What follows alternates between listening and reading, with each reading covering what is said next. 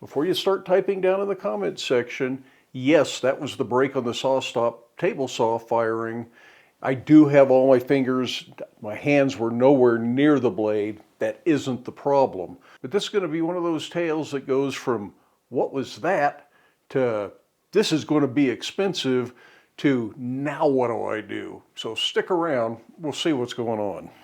At this point I have absolutely no idea what went wrong or why that brake tripped. Like I say, my fingers were nowhere near it, probably at least 6 inches away.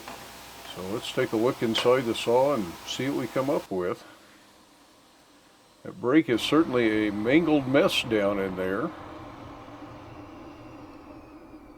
course, it does what it's supposed to do. It fired in just a fraction of a second, and there was absolutely no warning that something was going wrong. It just dealt with whatever it saw as a problem, and that was the end of it. Now the saw blade is pretty solidly wedged into that brake cartridge at this point, and they have to come out simultaneously because they both come out in the same direction. You can't take the saw blade out till the brake cartridge is ready to come out, and vice versa. So I had to go to Sawstop's website, look for a video and instructions on how to deal with this, and they're pretty much just say start prying a little bit here, prying a little bit there until things start to move, and then you should be able to slide all this out together. Having a dado stack on that there makes it a little bit harder because it does not want to come off the arbor that easily, even when it's just the dado stack you're removing. I found using wedges really made this easier. The back wedge not only engages the back of the blade, but it's also catching the front edge of the brake cartridge, so it's moving both together. This was a lot easier and a lot less problematic in my eyes anyways. Yep, that thing's pretty well mangled. Well, that was an absolute screw up on my part. The saw worked perfectly, did exactly what it's supposed to do.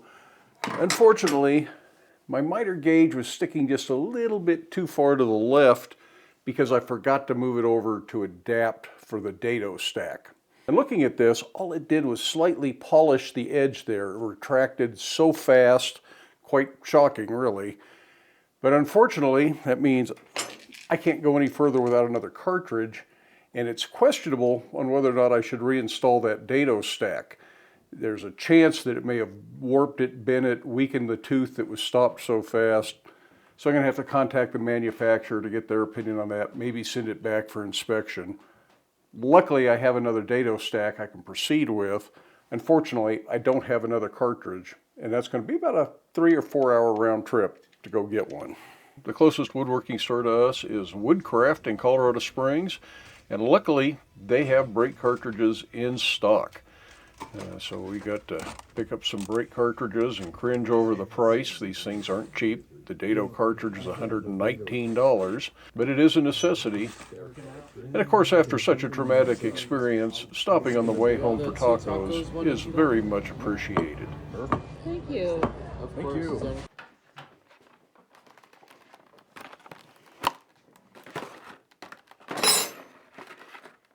Yes, I bought 3 replacement cartridges, not because I think I'm going to need 3. I need one that goes with the dado stack to replace the one I just ruined, and then I bought another one of these and another one of the 10-inch blade cartridges so that I have something on hand in case I do this again. That ended up being a 5-hour round trip up to Colorado Springs to the nearest woodworking store that has these, just so I get back to work. And with spares on hand, it means if I do something stupid again in the future, I will have one available to replace it with. The big problem really was just getting the old blade and cartridge out of there, and now it's time to reinstall everything. This goes pretty smoothly. It's just like setting it up initially. You do have to change that brake cartridge depending on what blade you're using. Dado stacks are 8 inches in diameter, and so it has a special brake cartridge for that smaller diameter and the thicker blade stack that you get with a dado stack. And then the regular cartridge is for a single 10-inch blade. So you do have to deal with that whenever you're going from a regular 10-inch blade to an 8-inch dado stack. Not really a big deal. It's easy enough to do when things aren't stuck together.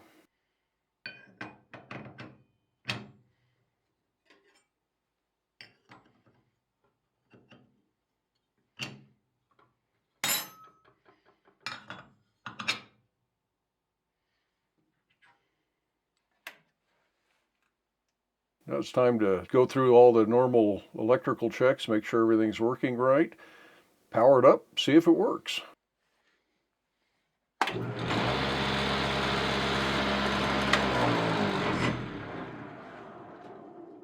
Well, that was an expensive mistake. I have to replace the cartridge, obviously. I don't know if I need to replace that dado stack or not. It doesn't look damaged, but there is no way to tell, examining it by eye, if there's any metal fatigue or a weld on one of the carbide teeth that's about to fail. Hopefully I can send it to the manufacturer and have it examine it. I don't know if they'll do that or not. I'll email them in the morning and find out about that. But it doesn't end there. It gets even worse. I put my other dado stack back on there, fired the saw up, and the blade wobbles.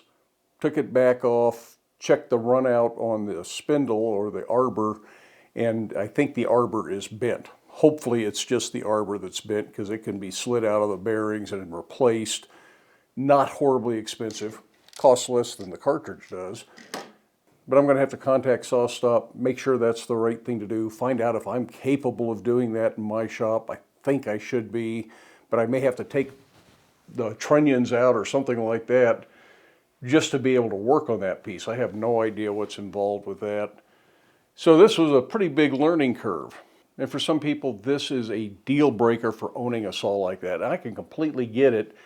Having something like this happen that had nothing to do with a safety problem really is kind of frustrating. And I'm going to be out of work with the saw anyways for at least a week. New Year's is coming up, and they're not going to be doing any business probably New Year's Eve or New Year's Day, so I may not even be able to get a hold of anybody to deal with any of these issues until Friday or Monday of the week after, something like that.